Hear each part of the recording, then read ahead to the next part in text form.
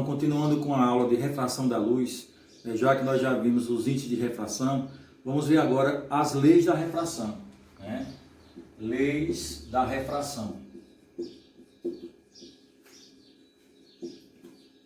Que são duas leis, né? A primeira lei, ela diz que o raio incidente, que é o raio que bate, o raio refratado, que é o raio que atravessa, e anormal, eles são coplanares. Quer dizer o quê? Que estão no mesmo plano. Então isso é o que significa a primeira lei. Isso quer dizer o quê, em outras palavras? Que eu não posso traçar cada um desses elementos em figuras separadas. Todos os três têm que estar contidos num plano só. Então se eu tenho, digamos, uma superfície 1 e um meio 1 e um meio 2, a primeira coisa que eu tenho que ter é a normal, né? Que é uma linha perpendicular à superfície de separação. Então, quando o raio incidente ele bate na superfície, o refratado ele atravessa. Tá? Então, eu tenho aqui o raio incidente, o raio refratado e aqui eu tenho a normal. E todos esses elementos aqui, eles têm que estar contidos no mesmo plano. Então, isso é o que significa a primeira lei. Certo? Raio incidente, raio refratado e normal são coplanares. Aqui é o meio 1 e aqui é o meio 2. Tá certo? Então, primeira lei da refração. A segunda lei da refração, ela é chamada de princípio de Descartes, né? Por quê? Porque a segunda lei da refração, ela já trata dos ângulos. Então, já vem de acordo com a primeira. Lembrando o seguinte, que o ângulo de incidência é esse e o ângulo de refração é esse aqui. Lembre que os ângulos de incidência e de refração, eles são formados entre o raio e a normal.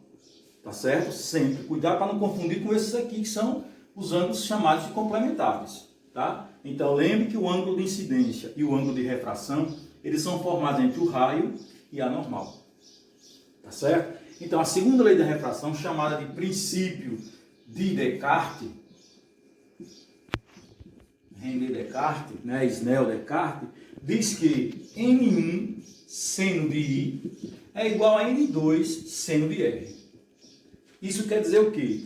O N1 é o índice de refração do meio 1 com o seno do ângulo de incidência. O N2 é o índice de refração do meio 2 com o seno do ângulo de refração. Por isso a importância de você identificar quem são esses ângulos, porque eles têm que ser formados entre o raio e a normal. Sempre, tá? Cuidado para não confundir isso aí, que é o que uma das dificuldades que as questões oferecem para que você se confunda na hora de resolver. Tá certo? Lembrando que no N1 e o N2, eles não têm unidade de medida. Tá certo? Agora, uma pergunta. Sem a gente fazer cálculo nenhum, tem como a gente saber quem é que tem um ângulo, ou quem é o meio mais refringente e o meio menos refringente, sem valores nenhum na figura? Tem. A gente tem que se ligar no seguinte: quanto mais próximo da normal estiver o raio, ou seja, quanto menor o ângulo, o meio se torna mais refringente. Quanto maior o ângulo, certo? Ou seja, mais afastado da normal, menos refringente é o meio. Então, isso é uma forma da gente identificar quem é o meio que tem um índice de refração maior e menor, sem valor nenhum, só em observar a figura. Ok? Bom, então, como eu tinha falado para vocês, eu tenho aqui três situações, né? Tem uma situação 1,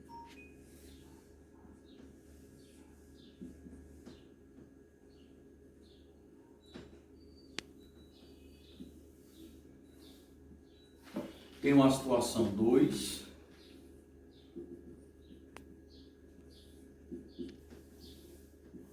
e tem uma situação 3.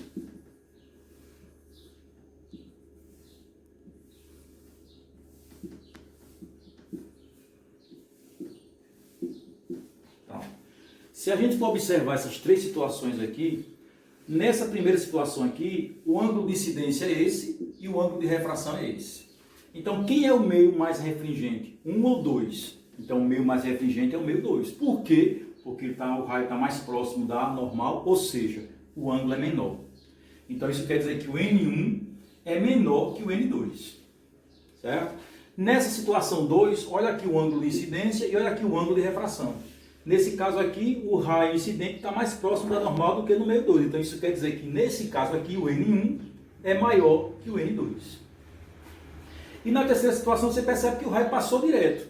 Então essa situação é um fenômeno chamado de continuidade óptica. Isso quer dizer o quê? Só pode acontecer isso aqui quando os meios forem iguais. Então significa dizer que o N1 é igual ao N2. É chamado de continuidade óptica. Tá certo? Agora, com relação à velocidade, em que meio nessa situação a velocidade é maior? Lembre que quando a gente viu o índice de refração, nós tínhamos isso aqui. C, que é a velocidade da luz no vácuo, e V, que é a velocidade da luz no meio. Tá certo? Então, o que é que acontece? Quanto maior o índice, menor a velocidade. Então, se o meio 1 é menos refringente que o meio 2, significa dizer que a velocidade no meio 1 é maior que no meio 2. Se o meio 1, na situação 2 aqui, o índice é maior que no meio 2, significa dizer que V1 é menor que o V2. E nessa situação aqui, como os índices são iguais, significa dizer também que as velocidades são iguais. Então, essa é uma forma de a gente identificar, sem valores, sem números algum, quem é o meio mais refringente e o meio menos refringente. Tá certo? É importante isso aqui. Tá ok? Então, baseado nos índices de refração, né, como foi falado na última aula, quando um meio tem um índice de refração maior, significa dizer que ele é mais refringente. Quando o meio tem um índice de refração menor, significa que ele é menos refringente. Isso é um termo usado também para ser usado com relação aos índices de refração. Tá ok? Bom, pessoal, vamos falar agora de dióptro plano. O que é que significa dióptro plano? São dois meios, de índice de refração diferentes, separados por uma superfície plana. Os meios mais usados para esse caso aqui é o ar e a água. Aí você pode perguntar por que o ar e a água? Porque são meios que têm índice de refração parecidos. Por exemplo, o índice de refração do ar é 1 e o da água é 4/3, que é 1,333, então são índices de refração semelhantes. Então, na prática, onde é que a gente vê ou sente essa presença de uma dioptria, de um dióptro plano? Então, um peixe dentro da água, a gente quando vai analisar ou ver algum objeto dentro da água, a gente percebe, quando a gente olha para dentro da água e vê esse objeto, a gente percebe que ele aparentemente está mais próximo da posição real, certo? Já um observador, quando está imerso na água, que olha para um objeto voando, digamos um pássaro voando, ele percebe que ele está mais afastado da posição real. Então isso acontece por conta dos índices de refração. Então aqui nessa situação eu tenho aqui o raio de luz, a luz vem do ar para a água. Aí você observa o seguinte, que a luz sofreu uma refração. Tá? Então, como o índice de refração do ar é menor do que o da água, então significa dizer que esse raio aqui tem que estar mais próximo da normal, que é o da água. Tá certo? Então, olha aí a explicação para que o objeto ele fique mais próximo da posição real quando você olha do ar para a água. Aqui, quando o raio incide e refrata, a gente percebe que a imagem se forma aqui, mais próximo da posição real. Só que ele está aqui. Aqui é a posição real e aqui é a posição aparente. Então, do ar para a água, a imagem está mais próxima. Está aqui explicado. Quando eu tenho agora da água para o ar, olha aqui, eu estou vendo esse objeto aqui, mas ele está aqui.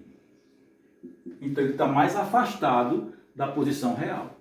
Tá certo? Isso acontece por conta, como já foi dito, dos índices de refração. Então uma expressão que represente esse dióptro plano é esse daqui, generalizando os dois casos. N do observador